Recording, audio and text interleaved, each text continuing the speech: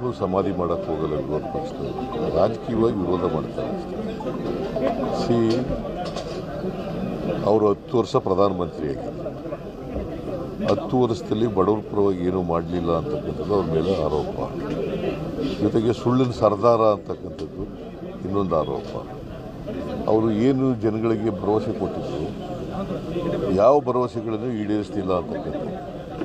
ರಾಜಕೀಯವಾಗಿ ಸೋಲಿಸಬೇಕು ಅವ್ರನ್ನ ಅನ್ನೋದು ಬಿಟ್ಟರೆ ಸಮಾಧಿ ಮಾಡಿಸ್ಬೇಕು ಅಂತ ಅನ್ನೋದು ಆ ಥರದ್ದು. ಅವರು ದೇಶದ ಪ್ರಧಾನಮಂತ್ರಿ, ರಾಜಕೀಯವಾಗಿ ಸೋಲಿಸಬೇಕು ಅನ್ನೋದು ವಿರೋಧ ಪಕ್ಷದವರು ಇದು ಇದ್ದೇ ಇರ್ತದೆ. ಬಿಕಾಸ್ ಈ ದೇಶ ಅಭಿವೃದ್ಧಿ ಆಗಲಿಲ್ಲ,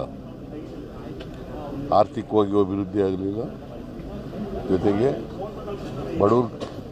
ಬಡವರ ಅಭಿವೃದ್ಧಿನೂ ಕೂಡ ಆಗಲಿಲ್ಲ. ಪ್ರಧಾನಿಯವರ ಬಾಯಲ್ಲಿ ಈ ರೀತಿಯಾದಂಥ ಮಾತುಗಳು ಬರ್ತಾ ಇರೋದು ಯಾಕೆ ಅವರು ಡೆಸ್ಪರೇಟ್ ಆಗಿಬಿಟ್ಟಿದ್ದಾರೆ.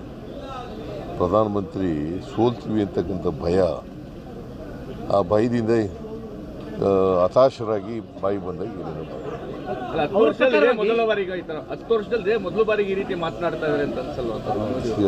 ಈಗ ಕಳೆದ ಸಾರಿ ಗೆಲ್ತೀವಿ ಅಂತ ಇತ್ತು ಅವ್ರಿಗೆ, ಈ ಸಾರಿ ಕಾನ್ಫಿಡೆನ್ಸ್ ಇಲ್ಲ.